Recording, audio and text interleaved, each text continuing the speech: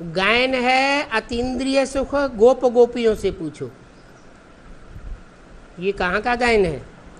सतयुग या त्रेता का गायन है या संगम युग का गायन है?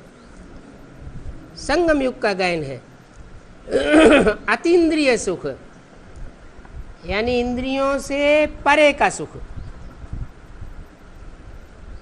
इंद्रियां जो सुख लेती हैं वो अल्पकाल का सुख है,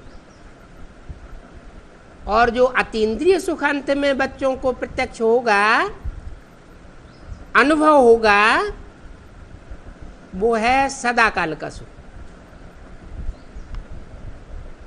वो सतयुग त्रेता का सुख नहीं है, स्वर्ग के सुखों का गायन नहीं है। अभी वर्तमान संगम युग में तुम बच्चों की जो संपूर्ण स्टेज बनेगी, उस संपूर्ण स्टेज में तुमको जो प्राप्ति होगी, सुख की अनुभूति होगी, उसका गायन शास्त्रों में दिया हुआ है। देवताओं के लिए नहीं कहेंगे। किसके लिए कहेंगे? ब्राह्मण देवताओं के लिए। जो संपूर्ण ब्राह्मण बनते हैं वो इस स्टेज का अनुभव करते हैं। गोप गोपियों के लिए कहते हैं। नाम क्या रखा? गोप और गोपियां। गोप नाम क्यों रखा? गुप्त पुरुषार्थी है, बाप के साथ गुप्त संबंध जोड़ने वाले हैं।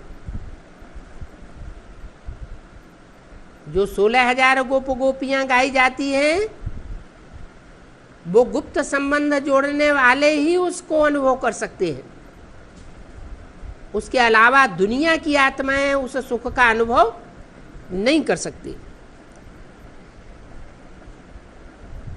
उन्होंने फिर रास कृष्ण के साथ दिखाई दी है।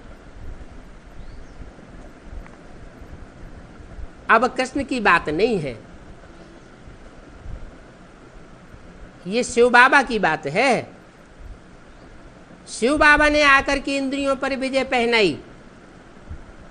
इंद्रियों के सुख से परे के सुख में बाबा ले जाता है। शिव बाबा ही है जो इंद्रियों की अनुभूति करने वाला नहीं है। उसको अपनी इंद्रियां नहीं है। वो तो इस सृष्टि पर आता है, हम बच्चों को भी इंद्रियों से परे की स्टेज में ले जाता है। तो ये है तुम्हारा अमूल्य जीवन। तुम शिव बाप की ईश्वरीय संतान हो। आते हो शिव बाबा से मिलने। क्या कहा? संतान किसकी हो? शिव बाप की। और किससे मिलने आते हो? आते हो कि शिव बाबा आते हैं? शिव बाबा आते हैं या तुम बच्चे आते हो? शिव बाबा मिनी मधुबन में आते हैं और तुम बच्चे अपने अपने स्थान से आते हो।